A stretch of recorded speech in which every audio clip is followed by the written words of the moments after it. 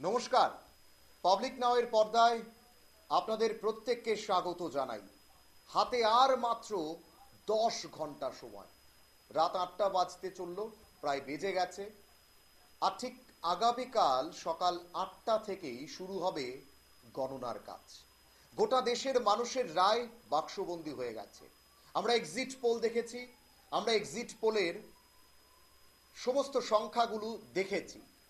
শাসক দল তারা এক্সিট পোল নিয়ে খুশি, আর উল্টো দিকে বিরোধী দল তারা এক্সিট পোল নিয়ে অখুশি। আর এটা হওয়াটাও স্বাভাবিক, কারণ একটা লড়াইয়ে হার জিত রয়েছে। আগামীকাল কি হবে সেই সংখ্যা আমরা কেউই এখনো বলতে পারছি না।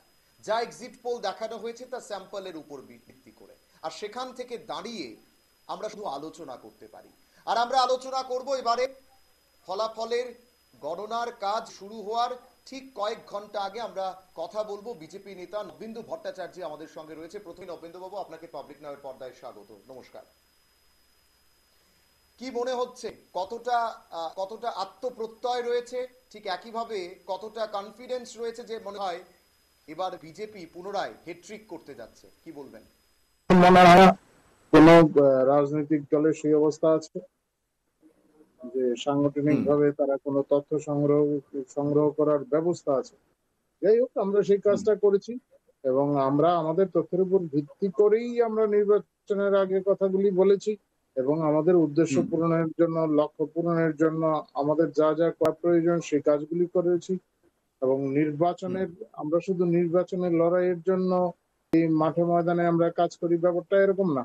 আমাদের কিছু সুনির্দিষ্ট কিছু লক্ষ্য আছে। আমরা সমাজ পরিবর্তনের কথা বলি। আমরা আমাদের একটা মানে পুরো বছর ধরে আমাদের একটা কাজ চলে, সেটা হচ্ছে সেবাই সংগঠন। আমাদের এই সেবা কাজগুলি আমাদের চলতে থাকে। ফলে আমরা তো মানুষের সঙ্গে যোগাযোগের উপর ভিত্তি করেই আমরা আমাদের কাজগুলি করি। ফলে আমাদের সেইভাবেই আমরা তৈরি থাকি, সেইভাবে আমাদের কাজ চলতে থাকে। ঠিক, ঠিক। মানুষের মানুষের মানুষের কাজ করছেন এবং সেখান থেকে প্রত্যয় আসছে। নবেন্দুদা, এদিকে আমরা বিরোধীদের দেখলাম, মানে একটা এক্সিট পোল বেরোনোর পর আজকে সোনিয়া গান্ধী বলছেন যে এই এক্সিট পোল তারা বিশ্বাস করেন না এবং আগামী কাল সে এক্সিট পোল কি হবে, উল্টোটা হবে। সোনিয়া গান্ধী একদম বললেন, যা খুব কনফিডেন্ট তারা। রাহুল গান্ধী বলছেন মোদি মিডিয়া পোল। মানে এটা কি কংগ্রেস বা যারা কংগ্রেসের নেতৃত্ব রয়েছেন তারা ভোটের হার দেখলেই মিডিয়ার উপর কোথাও খেপে যান? না, এই দেখুন, এগুলি বলবেই বিরোধী দলে যারা আছে, তারাই কথাগুলি বলবে। এখনই যদি তারা পরাজয় মেনে নেন, তাহলে কাউন্টিং এ লোক পাওয়া যাবে না তাদের। তারা একটা এই উৎসাহ দিয়ে রাখা, আশা দিয়ে রাখা, কর্মীদের আশা দিয়ে রাখতে হবে। কর্মীদের আশা দিয়ে রাখলেই তো তারা তাদের লোকদের ধরে রাখতে পারবেন, তাদের কার্যকর্তাদের ধরে রাখতে পারবেন। এটা তাদের কাজে তারা ঠিকই আছেন, এগুলি করতে হবে। এটা হচ্ছে তাদের টেনাসিটি, যে এখনো বলছেন যে তারা জিতবেন। উৎসাহ দিয়ে রাখা চেষ্টাটা তারা আগেও করছেন। ভোটের আগে মোটামুটি ভাবে তারাও জানেন, তাদের শীর্ষ নেতারাও জানেন ফলাফল কি হতে পারে, কারণ তারা তো আঁচ করতে পারেন, তাদের শীর্ষ নেতারা আঁচ করতে পারেন।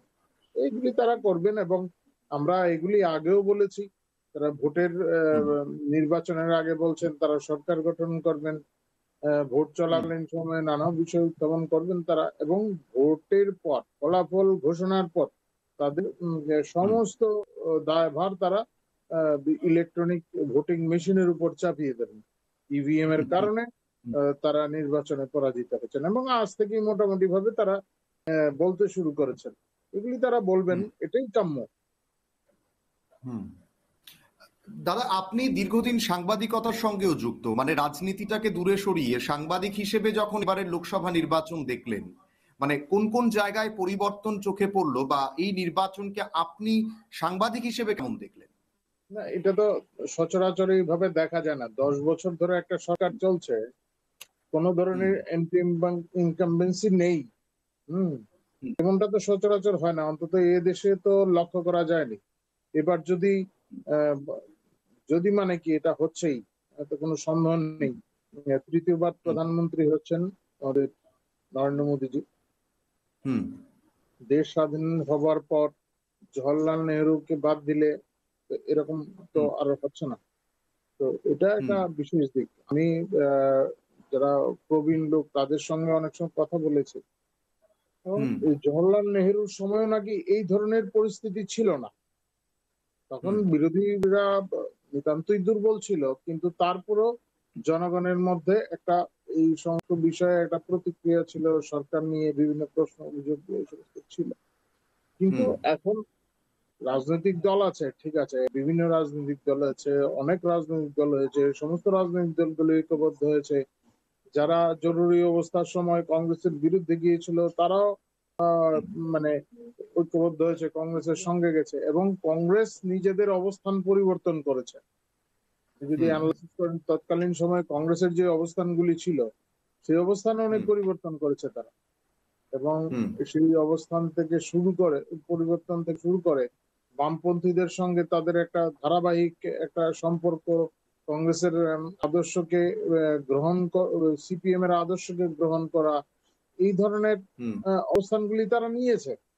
তো হুম সব মিলিয়ে ব্যাপক পরিবর্তন, কিন্তু মানুষের মধ্যে একটা হুম আহ, মোদিজির প্রতি, নরেন্দ্র মোদী পুনরায় প্রধানমন্ত্রী হোক সেটা চান, মোদিজির প্রতি আকর্ষণ, ভারতীয় জনতা পার্টির প্রতি হুম যে আকর্ষণ, এবং দেশের হুম যে প্রগতি হচ্ছে এই সময়, সেটা হুম মানুষ সাংঘাতিক ভাবে মানুষ সেটা গ্রহণ করছে, এবং যেখানেই হুম যাচ্ছি মোদিজির প্রতি সেটাই হয়েছে। আমি তো এই রাজ্য অনেক জায়গায় ঘুরেছি, এবং হুম সে সঙ্গে আমি আহ পশ্চিমবাংলায় আমি এবার লোকসভা নির্বাচনে কাজ ছিলেন করার সেই সুযোগ হয়েছে। হুম তো সেখানেও হুম আমি দেখেছি গ্রামের মানুষ সাংঘাতিক ভাবে, এবং এটা বলা যেতে পারে মোদিজিকে তারা মানে সেইভাবে নিয়েছেন। এটা একটা বড় হুম দিক।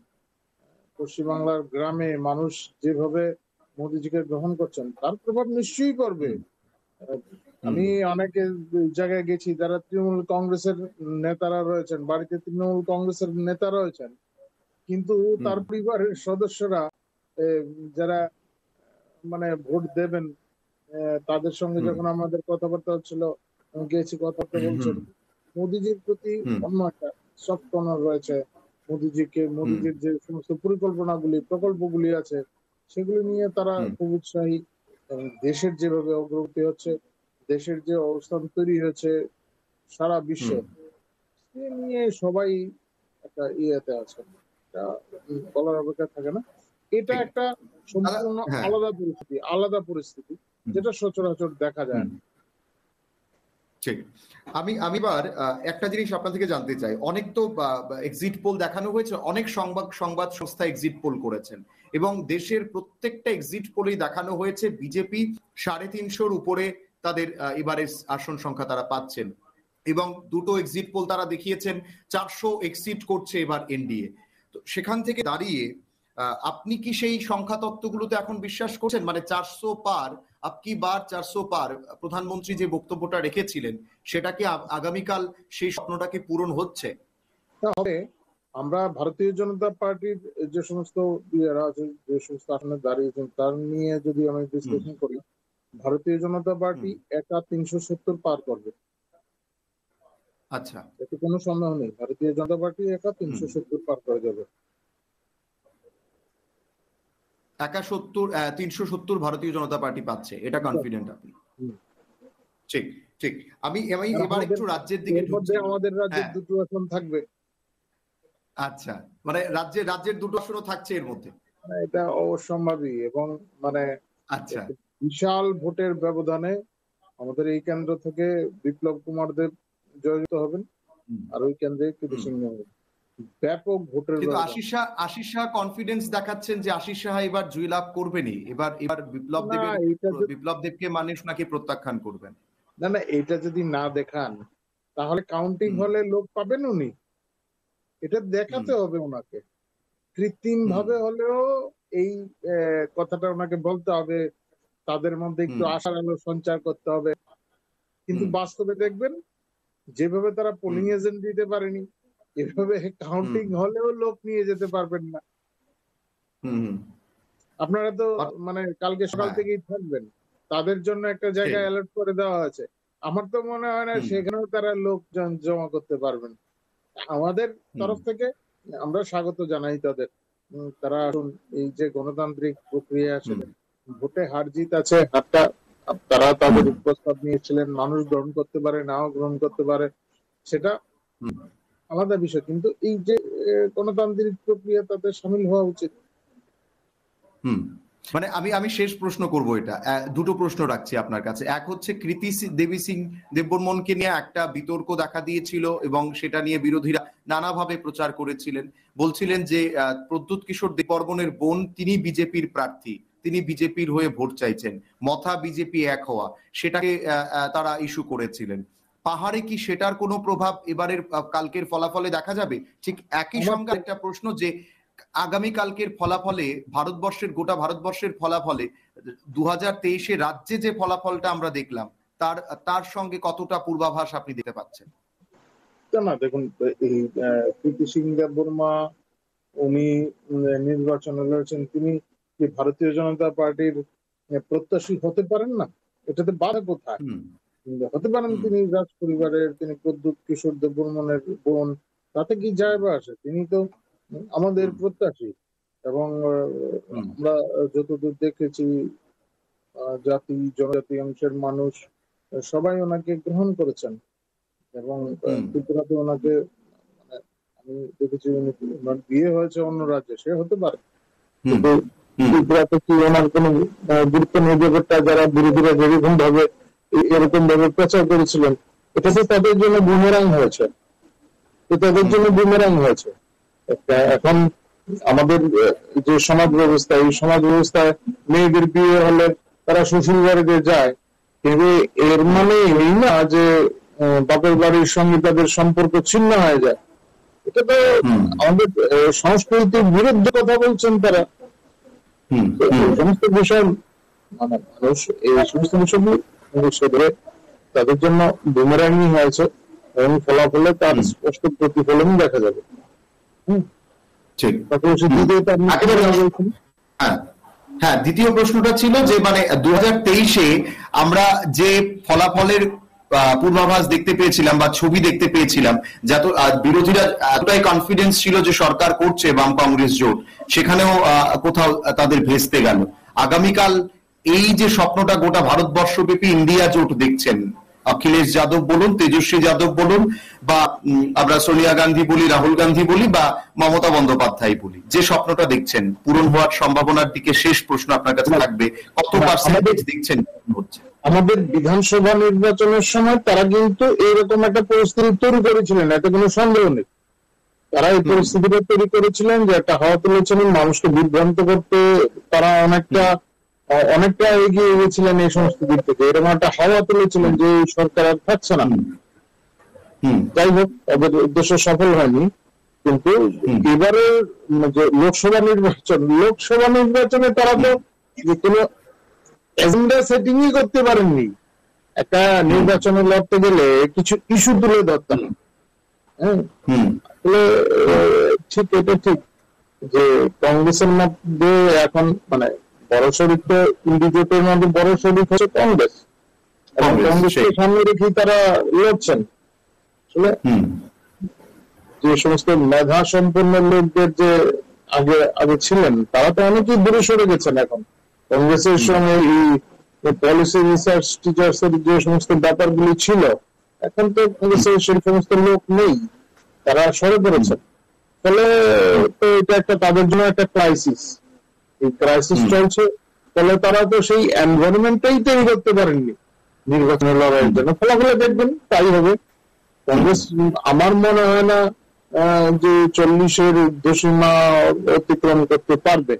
যদি মানে 40? 40-এর কংগ্রেস, হম, আচ্ছা। তো আহ, অন্যান্যরা, তারা যারা যে সমস্ত জোট হুম, সঙ্গীরা আছে, তারা কি করবে দেখা যাবে। কিন্তু ঠিক। একটা, আমি মনে করি গণতন্ত্রে একটি শক্তিশালী বিরোধী দল থাকার দরকার আছে। গণতান্ত্রিক পরিবেশটা বজায় রাখার জন্য গণতন্ত্রের একজন বিরোধী দলের গুরুত্বপূর্ণ ভূমিকা রয়েছে। কিন্তু হুম সেই যে ভূমিকাটা থাকা প্রয়োজন, আমাদের যে সিপিএম যেটা করতে পারেনি, তাদের সেই ভূমিকাটা তুলে ধরতে পারেনি, সেইভাবে হুম সারা দেশের ক্ষেত্রে কংগ্রেস সেই অবস্থানে নিজেদের নিয়ে যেতে পারছে না। এটা তাদের নিজস্ব বিষয়, কারণ তাদের যে নেতৃত্বরা রয়েছে, হুম কংগ্রেসের নেতৃত্ব দিচ্ছেন গান্ধী পরিবার থেকে, তো হুম তাদের উপর তারা কিন্তু মানুষের সেই আস্থাটা অর্জন করতে পারছেন না, এবং কংগ্রেসের মধ্যে যে সমস্ত লোক, যোগ্য লোকেরা ছিলেন, তারা দূরে হুম সরে যাচ্ছে।